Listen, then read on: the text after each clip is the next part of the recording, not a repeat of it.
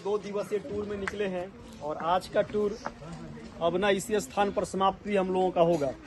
हम लोग अभी आरा केरम जो झारखंड का सबसे आदर्श ग्राम है, इस ग्राम में अभी उपस्थित हो चुके हैं और यह हम सबका सौभाग्य है। पिछले कई महीनों से मैं सोच रहा था कि काश एक बार इस गांव में आने का हमें अवसर मिलता।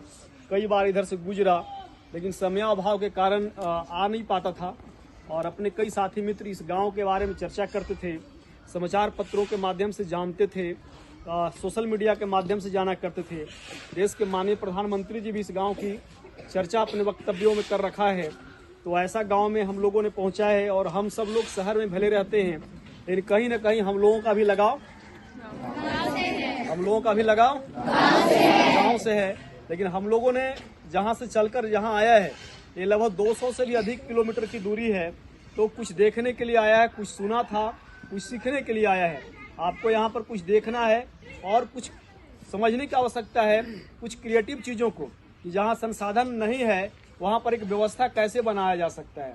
जहाँ पर कोई भरोसा नहीं है वहाँ व्यक्ति का अंदर आत्मविश्वास आता कैसे है और वह व्यक्ति पूरे आत्मविश्वास के साथ लड़ता कैसे है और लड़कर अपने आप को समाज में एक बहुत आदर्श स्थान के रूप में स्थापित कैसे करता है। इस बात को हम लोगों को समझना है। अपने बीच आप सब विद्यार्थी हैं ग्रीन वैली इंटरनेशनल स्कूल और एस्पायर इंटरनेशनल स्कूल डाल्टनगंज से, और अपने बीच ये रमेश गोपाल राम बेदिया सर हैं जो इस गांव के ग्राम प्रधान हैं। और अभी एक इनकी अच्छी बात, मैंने तो बहुत ज़्यादा बात नहीं किया, लेकिन अच्छा लगा कि आपका उद्देश्य क्या है और आप क्या चाहते हैं। सरकार की योजनाएं तो अनेक हैं, देना भी चाहती है, नहीं भी देना चाहती, आप क्या करना चाहते हैं। तो इस बात को आपको भी निर्णय करना है कि आप जो विद्यार्थी हैं आपको करना क्या है। आपके पास यह व्यवस्था हो सकता है। और इस अवसर पर अपने विद्यालय के सम्मानित प्रिंसिपल सोनी पंडित जी हैं, वाइस प्रिंसिपल सुनील सर हैं और अपने विद्यालय के सम्मानित शिक्षकगण हैं और आप विद्यार्थीगण एस्पायर इंटरनेशनल के धर्मेंद्र सर हैं और उनके सभी शिक्षकगण हैं। हम सब लोग बहुत दूर से चलकर यहाँ पर आए हैं और आज की इस जर्नी को स्टार्ट करने से पहले कि सर का हमने सर से बात किया था तो इन्होंने कहा था कि हमारा गांव घूमने में दिन भर लगेगा, पूरी गांव की व्यवस्था को समझने में दिन भर लगेगा। लेकिन हम लोग दिन भर के लिए तो बहुत थोड़ा, क्योंकि इतने सारे बच्चों के साथ थोड़ा मुश्किल था, तो हमने रिक्वेस्ट किया है कि थोड़े समय में जितना कुछ हम लोग घूम सकेंगे, देख सकेंगे, बताने का और घुमाने का हम लोगों को एक ऑफर दीजिएगा।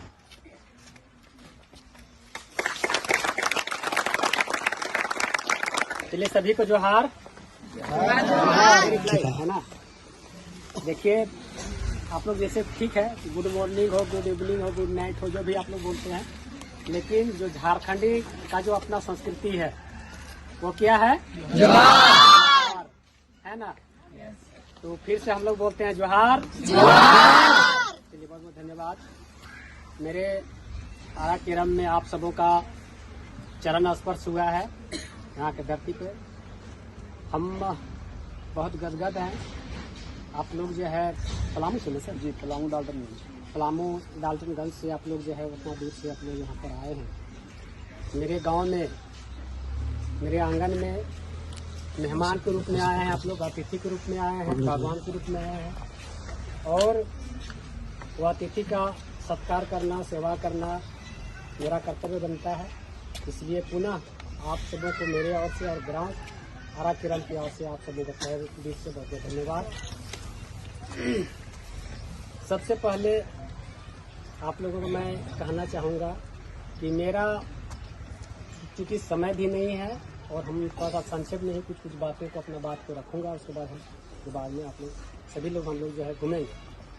तो सबसे पहले मेरा गांव के बारे में थोड़ा सा जर्नी जानना पड़ेगा। हल्का समय संक्षेप में बतलाऊँगा कि मेरा गांव जो है पहले क्या था और अभी क्या है ना। तो हम लोग का यहाँ पर करीब 5-6 साल हो रहा है काम करते वक्त, और 5-6 साल के पहले मेरा गांव का स्थिति क्या था। तो हम लोग यहाँ पर, मेरा गांव जो है 7 जाति के लोग रहते हैं और अधिकतर यहाँ पर आदिवासी थे। उसमें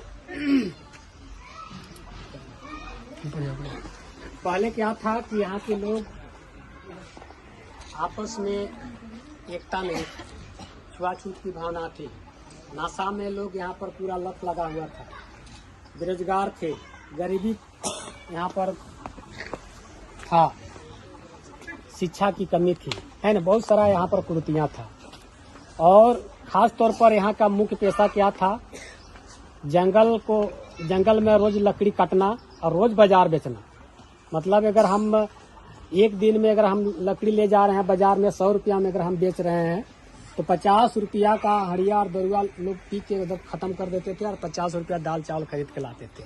तो मेरे पास तो 1 रुपया भी बचता नहीं ना था, तो मेरे पास 1 रुपया भी नहीं बचता था। मतलब यह स्थिति था गांव के, यहाँ के गांव के लोगों का। और अभी भी सरकारी जॉब कहिए तो इस गांव के एक भी किसी का सरकारी जॉब नहीं है। 2 परा टीचर हैं यहाँ का और कुछ अपना कोई संस्था में काम कर रहे हैं, लेकिन सरकारी जॉब अभी भी यहाँ के लोगों का नहीं है। और अभी भी देखिएगा कि जो PM आवास कहिए, इंदिरा आवास कहिए, अबुआ आवास इधर फिलहाल अब इधर मिलेगा नहीं मिलेगा कहना बहुत मुश्किल है, लेकिन अभी भी हमारे गांव में PM आवास या इंदिरा आवास हमको लगता है कि 10-12 मिला है, बाद बाकी नहीं मिला। तो हम लोग जो है बहुत गरीबी से, बहुत नीचे से, और सोचिएगा कि रांची जिला का हम लोग लास्ट बॉर्डर में, इसके बाद उधर फिर रामगढ़ पड़ जाता है, हजारीबाग पड़ जाता है।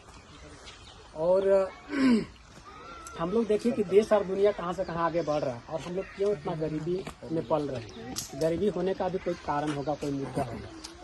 तो यहाँ पर 1 नंबर में गरीबी होने का क्या कारण था, शिक्षा की कमी थी। क्या कमी था, शिक्षा की कमी था। दूसरा और क्या था कि लोग यहाँ पर नशा में पूरा डूबे हुए थे। लोग मतलब नशा सबका घर में बनता था, सभी लोग नशा करते थे, है ना।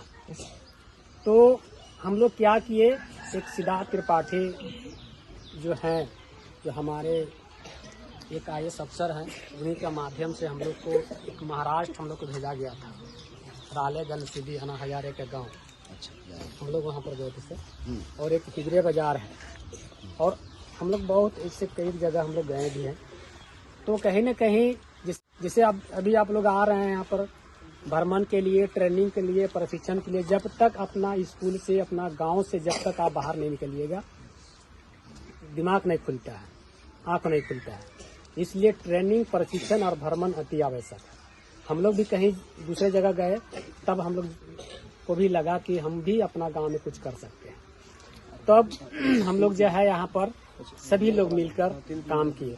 तो कोई भी काम करने के लिए क्या करना पड़ेगा, एकजुटता लाना पड़ेगा, संगठन बनाना पड़ेगा।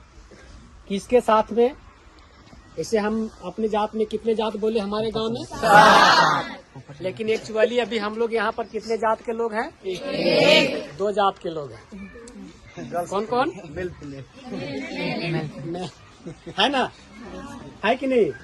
तो हम लोग अभी यहाँ पर मान कर लिए 2 जात के लोग हैं, एक दादा और एक दीदी, है ना, एक दादा और एक दीदी, है ना, पुरुष और महिला।